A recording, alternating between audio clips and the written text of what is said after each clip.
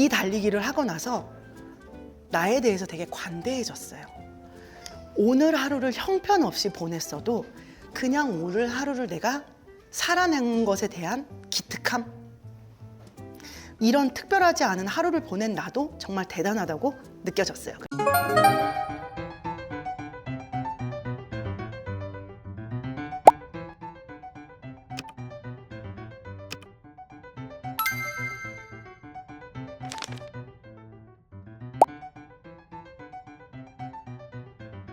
네, 안녕하세요. 저는 방금 소개받은 우현진 시니어입니다.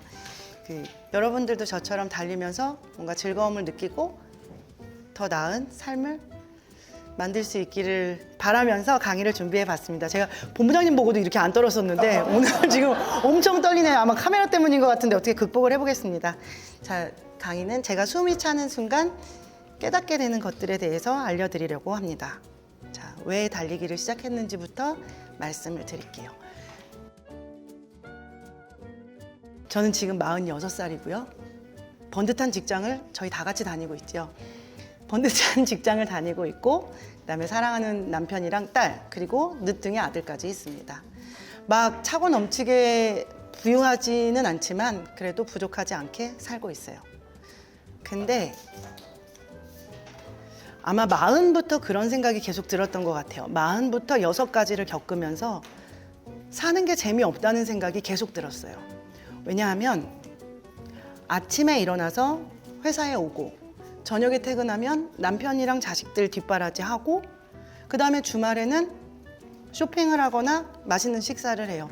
이게 거의 6년째 반복된 제 인생이었거든요. 그렇다 보니까 이게 나의 정점인가라는 생각이 들었어요. 그렇다고 뭐 즐겁지 않다 이거는 아닌데 언제까지 내가 이렇게 살 수 있을까? 그리고 점점 내가 건강을 잃어가면 과연 이 행복이 유지될까라는 생각이 들었어요. 그리고 그 작년 말쯤에 건강검진을 했는데 이제부터는 내가 늙어가는구나를 느끼게 됐습니다. 그래서 올해 2월에 과감하게 휴직을 했어요. 짧게 3개월이라도 한번 쉬어보자라고 이제 휴직을 하던 찰나에 근처에 어떤 분이 저한테 이제 달리기를 권했고 그렇게 3월 처음으로 달리기를 시작을 했습니다. 근데 시작하자마자 달리기 한 첫날 깜짝 놀랐어요. 이건 정말 충격인데요. 저만 빼고 세상이 다 달리고 있더라고요. 저는 올해 시작을 했는데 이미 러닝이라는 건 몇 년 전부터 열풍이더라고요. 그리고 같이 이제 달리는 친구들이 있었는데 20명 남짓 되는 사람 중에 저만 1km도 못 가서 멈추게 되더라고요. 거기서 두 번째 충격이었어요. 그래서 여기서 충격이었고 저만큼 달릴 체력은 나도 갖춰야 되는구나라는 생각이 들었어요. 평균에서 너무 멀어지니까 이렇게까지는 안 되겠다라는 생각이 들어서 그해 4월에 얼떨결에 10km를 완주를 했습니다. 1km가 안 되는데 어떻게 10km까지 가나요? 여기까지는 갈 수 있어요. 왜냐하면 내 체력이 남들보다 월등히 뒤지잖아요. 그러면 눈 뜨면 운동을 해야겠다 이 생각이 들어서 1km부터 10km까지는 그다지 힘들지 않게 일어나서 달리면 10km까지는 그냥 뛰어집니다. 그리고는 4월 달에 4월 말쯤에 마라톤을 응원을 갑니다. 저기 핑크 모자가 전데요. 달리는 사람들도 진짜로 즐기고 있고 응원하는 사람들도 엄청 즐기고 있어요. 누가 쥐어짜는 게 아니라 그냥 이 순간이 즐거운 거죠. 그래서 과연 이 달리기가 뭘까? 왜 사람들은 저걸 달리고 있고 그리고 모두 다 저렇게 달릴 수 있다고? 라는 생각이 들었어요. 그래서 42.19 나도 할 수 있다. 저렇게 많은 사람이 달리는데 왜 못할까? 5월 달에 이제 42.19를 접수를 일단 합니다. 대회는 11월 2일이었어요. 6개월이나 남았고 목표는 진짜 완주가 목표였는데 작은 목표로 뛰어지는 데까지 뛰어보자.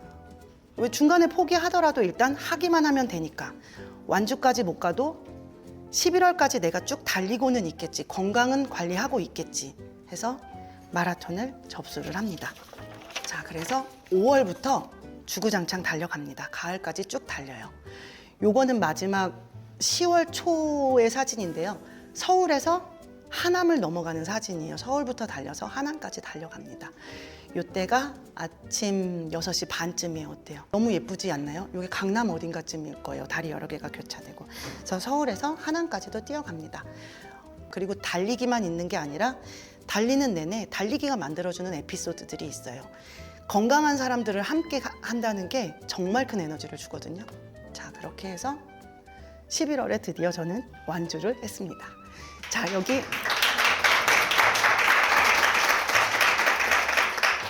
다섯 시간, 이게 이제 기록이 2분이 보태준 5시간 7분 정도가 걸렸고요.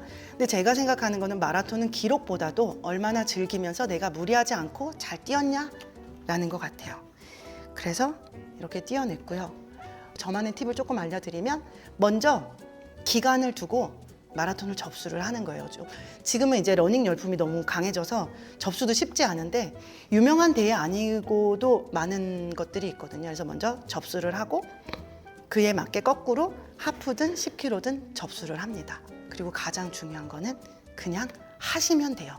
매일 아침 눈을 떠서 달리고 시간이 날 때 달리고, 제가 오늘 러닝 복장을 따로 챙겨온 게 아니라 제 차에는 늘 이렇게 있어요. 그리고 스트레스가 좀 심하다. 그럼 갈아입고 나가서 달려요. 그러면 근본적인 거는 해결을 못 해주더라도 그걸 맞이하는 내 마음이 조금은 달라져 있어요.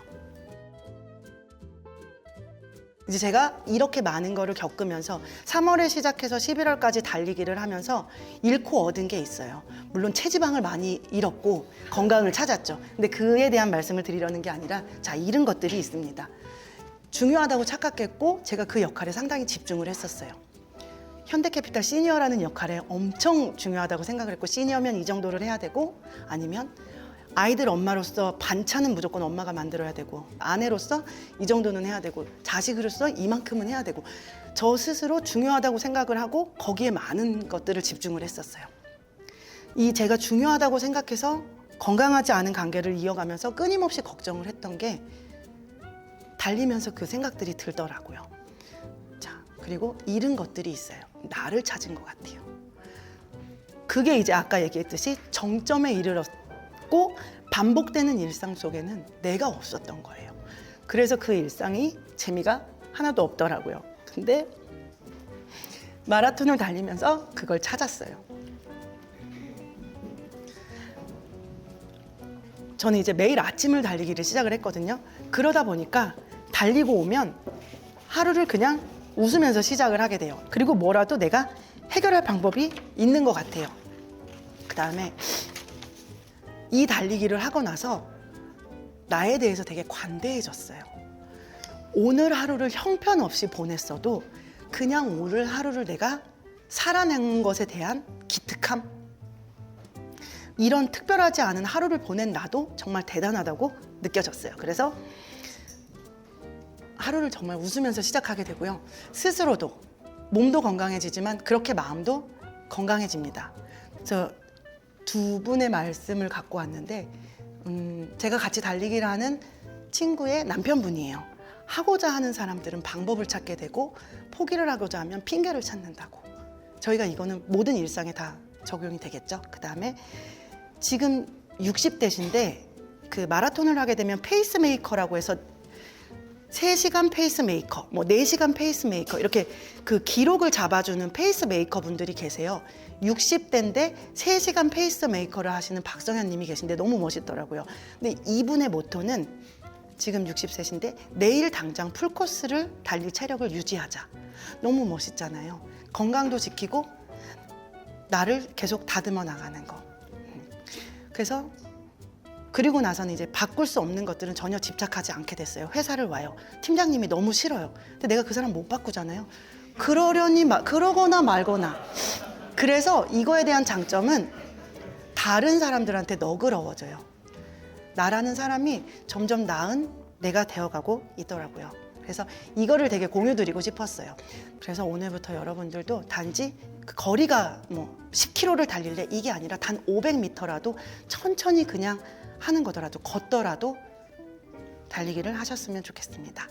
그래서 또 어떻게 됐냐면요. 저희 남편이고 딸이랑 아들입니다. 제가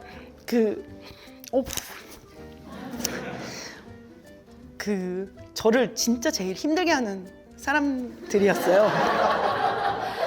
왜냐하면 저 역할이 너무 버거웠거든요. 근데 아마 여기다 이제 회사분들을 넣는다면 본부장님, 상무님쯤 이제 들어오겠죠. 근데 그러니까 저 역할에 제가 중요하다고 생각해서 집착을 해서인지 저를 너무 많이 힘들게 했는데 제가 이제 달리면서 많은 것들을 이러한 것들을 얻었잖아요. 근데 이걸 이렇게 말로 표현해 주기가 안 되잖아요. 야, 달리면 이런 게 좋다 하는 것보다 달리게 만들고 싶었어요. 그래서 제가 달리면서 이제 가운데 있는 꼬마는 이제 3살이거든요. 근데 지금부터 달리기를 시작하면 이 두 친구들이 얻는 그 인생은 훨씬 더 값지게 살아갈 수 있을 거라고 생각을 했습니다. 자, 그래서 여러분들도 겨울이잖아요. 달리기 참 좋은 계절이에요. 겨울은 봄을 기다리는 계절이에요. 왜냐하면 봄부터 마라톤은 또 시작이에요. 봄에 마라톤이 딱 오픈이 됐어요. 늦어요. 봄부터 연습하면 더운 여름에 달리셔야 되는데 더운 여름에는 마라톤이 잘 없습니다. 자, 그럼 봄을 기다리기 위해서 겨울에 어떻게 해야 되나요? 열심히 달리셔야 됩니다.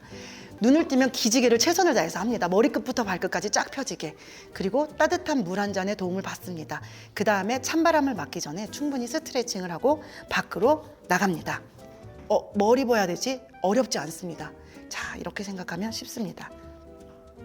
빨간 표시는 그러니까 빨간 표시가 이제 추울수록 제가 빨간색에다 표시를 해놨는데 지금 정도의 날씨에는 사실 장갑 정도만 있을 것 같고요. 조금 더 추워지면 마스크, 그 다음에 더 추워지면 모자가 캡모자에서 털모자로 바뀝니다. 지금도 충분히 추운데 어떻게 되나요? 근데 조금만 달리셔도 500m만 달려도 내 몸 스스로 열을 만들어내기 때문에 저렇게 두꺼운 용품이 필요가 없습니다. 근데 장갑은 손이 생각보다 추워요. 그리고 아무리 내가 열을 내도 손에서는 땀이 잘 안 나거든요. 그 다음에 상의는 아까 캐나다 구스는 안 됩니다. 상의는 반드시 조끼. 조끼도 경량인데 솜도 괜찮고요. 나는 정말 얇은 게 필요해 이러면 구스 괜찮습니다. 근데 조끼여야 되는 이유는 저희가 달리면서 어떻게 되죠? 팔을 치게 되죠. 그리고 발을 헛디뎠네 넘어져야 되잖아요. 근데 여기에 이제 잠바가 이렇게 있으면 아무래도 활동에 제한이 있어서 히트텍 같은 거를 여러 개 입으시고 조끼 정도 입어주시면 되고요. 그다음에 하의는 레깅스 같은 거에 반바지를 입어주면 되는데 기모 레깅스는 또 땀이 많이 나는데 물기가 생기면 안 돼요. 그 물기를 마를 정도의 열은 안 나거든요. 땀이 생긴 게 바깥으로 나가야 돼요. 그래서 레깅스 하나에 추운 부분은 요 무릎 위만 추워요. 달리다 보면 무릎 밑으로는 온도에 둔감해서 그런지 아무리 추워도 무릎 밑으로는 잘 안 춥거든요. 그래서 무릎 위에 덧댈 수 있는 저런 반바지 정도가 좋을 것 같습니다. 그리고 핫팩은 배에 하나, 왜냐하면 탈날 수 있으니까. 그래서 지금 정도면 핫팩에 조끼 입고 장갑 정도면 좋을 것 같습니다. 여기까지가 제 강의 끝이고요. 마지막으로 자, 저희 회사에 마라톤 동호회가 있습니다. 워크앤런 동호회라고요.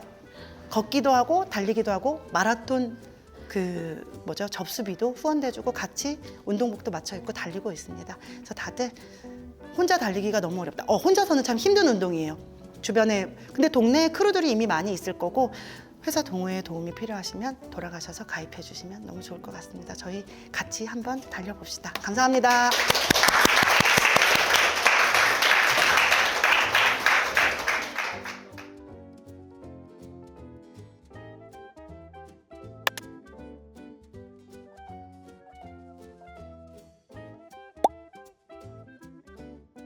모든 운동은 장비빨입니다. 자, 그래서 신발을 삽니다. 30만 원 상당의 신발을 사서 딤입니다. 안 나가요. 그래서 80만 원 상당의 시계를 삽니다. 그랬는데 남자분이라서 그런지 그 시계가 혹해서 나가더라고요. 예쁜 러닝 장비 정도 잠바 이런 거면 꼬셔지지 않을까 합니다.